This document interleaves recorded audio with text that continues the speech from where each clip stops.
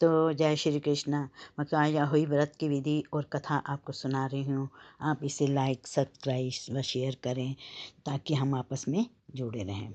यह त्यौहार कार्तिक कृष्ण पक्ष की अष्टमी को मनाया जाता है। इस दिन बच्चे की माँ पूरे दिन व्रत रखती है। जिस दिन दिवाली होती है उसी दिन अष्टमी होती है। इस दिन सायंकाल तारे निकलने के बाद दीवार पर अहोई बनाकर उनकी पूजा की जाती है। व्रत रखने वाली माताएं कहानी सुनने के समय एक पट्टे पर एक जल से भरा लोटा रख लें, एक चांदी की अहोई बनवाएं और उसमें 2 चांदी के मोती डलवाएं। जिस प्रकार हार में पेंडल लगा होता है उसकी जगह चांदी की अहोई लगवाएं और डोरी में ही चांदी के दाने डलवा दें। फिर अहोई को रोली, चावल, दूध, भात से पूजा करें। जल के लोटे पर एक सतिया काढ़ कर, एक कटोरी सीरा और रुपए का वायना निकाल कर हाथ में 7 दाने गेहूं के लेकर कहानी सुने। फिर अहोई को गले में पहन लें। जो वायना निकाला था उसे सासू जी के पांव लगकर दे देवें।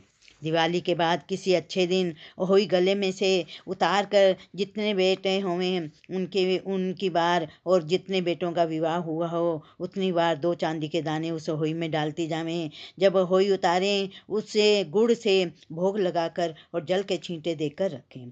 चंद्रमा को अर्घ देकर भोजन करें। इस दिन ब्राह्मणों को पेठा दान अवश्य करना चाहिए। इससे व्रत छोटे व्रत में बच्चों के कल्याण के लिए किया जाता है। अहोई देवी के चित्र के साथ ही बच्चों के चित्र भी बनाएं और पूजे करें। कथा बहुत पुराने समय की बात है कि भारतवर्ष के दतिया नामक नगर में चंद्रभान नामक एक साहूकार रहता था। उसकी पत्नी का नाम चंद्रिका था। वह बहुत ही गुणवान, रूपवती, चरित्रवान और पतिव्रता थी। उसके कई पुत्र और पुत्रियां थीं, परंतु वह सबके सब छोटी उम्र में ही यमलोक चले गए। संतान के इस प्रकार मर जाने से वह बहुत दोनों दुखी हुए।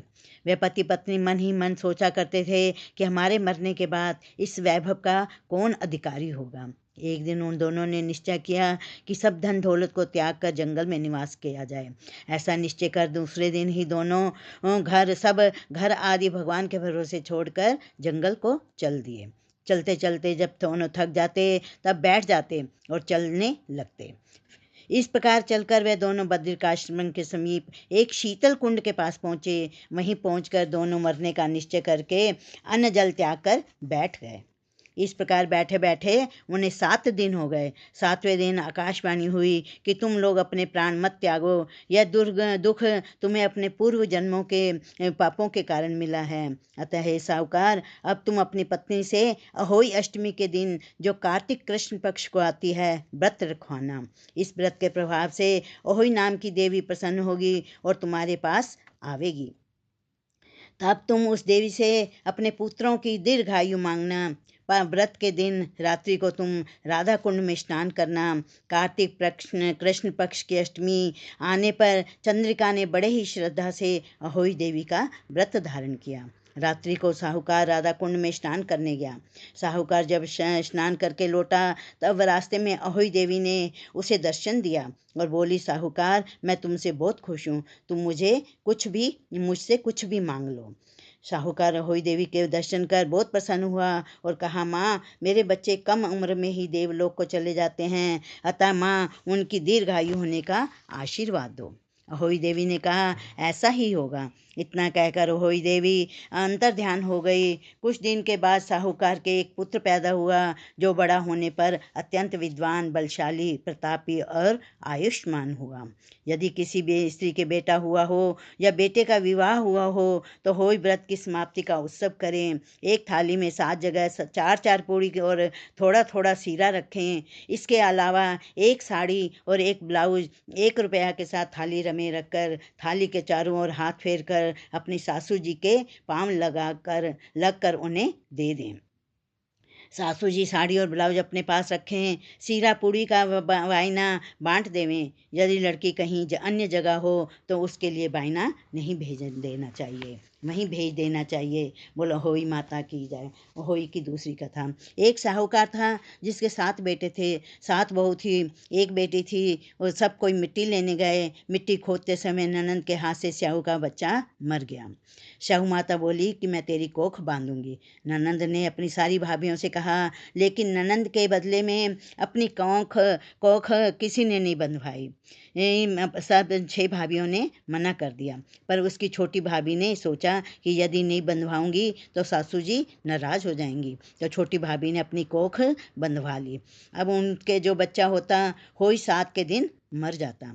एक दिन उसने पंडिताइन बुलाकर पूछा कि क्या बात है कि मेरे बच्चे होते होई 7 के दिन मर जाते हैं। तब पंडिताइन बोली कि सुरभि गाय की सेवा क्या कर। सुरभि गाय स्याहू माता की सहेली है, वह तेरी कोख छोड़ देगी, तब तेरे बच्चा जिएगा। अब वह बहुत सुबह उठकर सुरभि गाय का सारा काम कर जाती। गौ माता बोली कि आजकल कौन मेरी इतनी सेवा करता है, मेरी बहुएं क्या करेंगी, वो तो लड़ाई करती हैं।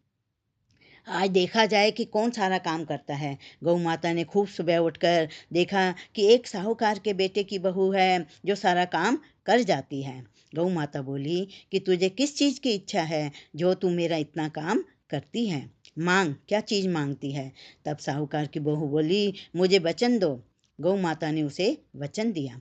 तब साहूकार की बहू बोली कि स्याहू माता तुम्हारी सहेली है और स्याहू माता के पास मेरी कोख बंधी हुई है, उनसे मेरी कोख छुड़वा दो। फिर गौ माता उसे 7 समुंदर पार अपनी सहेली के पास ले जाने लगी। तो रास्ते में धूप थी, इसलिए वह एक पेड़ के नीचे बैठ गए। थोड़ी देर में सांप आया। पेड़ पर गरुड़ पंखनी का बच्चा था जिसे वह डसने लगा। तो साहूकार की बहू ने सांप को मारकर डाल के नीचे फेंक दिया और बच्चे को बचा लिया। गरुड़ पंखनी आई, आकर साहूकार के बेटे को बहू को चोंच मारने लगी। तो साहूकार बनी बोली कि मैंने तेरे बच्चा नहीं मारा, सांप तेरे बच्चे को मार रहा था, मैंने तो तेरे बच्चे को छिपाया है। तब गरुड़ पंखनी बोली, मांग, क्या मांगती है। वह बोली, मैं कि 7 समुंदर पार स्याहू माता रहती है, हमें तो तुम उनके पास पहुंचा दो। गरुड़ पंखनी ने अपनी पीठ पर बैठाकर दोनों जनों को स्याहू माता के पास पहुंचा दिया। स्याहू माता बोली कि अब बहन बहुत दिनों के बाद आई और स्याहू माता बोली, मेरे सिर में बहुत जूं हो रही हैं। तो गौ माता बोली कि मेरे साथ जो आई है इससे जूं निकलवा ले। तो साहूकार की बहू ने उसकी सारी जूं निकाल दी। स्याहू माता बोली कि तूने मेरी बहुत भलाई की है, तेरे 7 बेटे हों, 7 बहू हों। बहू बोली कि मेरे तो एक भी बेटा नहीं है, 7 बेटे कहाँ से होंगे। स्याहू माता बोली, क्यों नहीं होंगे। तब वह बोली कि मुझे वचन दो। तो स्याहू माता बोली, वचन उगतो धोबी कुंड पर कंकरी हो। तब जब साहूकार की बहू बोली, मेरी कोख तो तुम्हारे पास बंधी हुई है।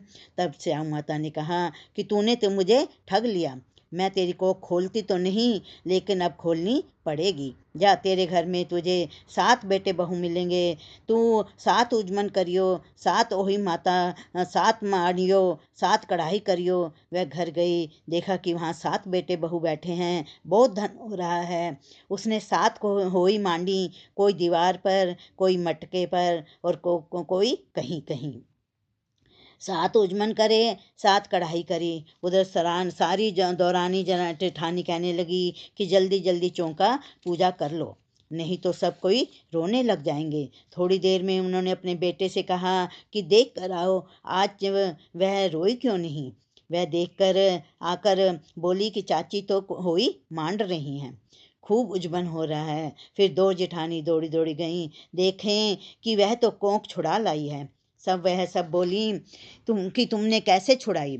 वह बोली कि मैंने तो कोख बंधाई नहीं, लेकिन स्याहू के बच्चे के मरने की से कोख बंध गई। अब माता ने उस पर दया करके स्याहू माता ने मुझ पर दया करके मेरी कोख खोल दी। हे स्याहू माता, जैसे साहूकार की बेटी बहू की कोख खोली, ऐसे ही हमारी भी खोलना, सबकी खोलना। कहते सुनते हुंकारा भरते अपने सारे परिवार की कोख खोलना। बोलो स्याहू माता की जय, बोल स्याहू माता की जय, अहोई माता की जय। सबको बहुत बहुत बधाई हो।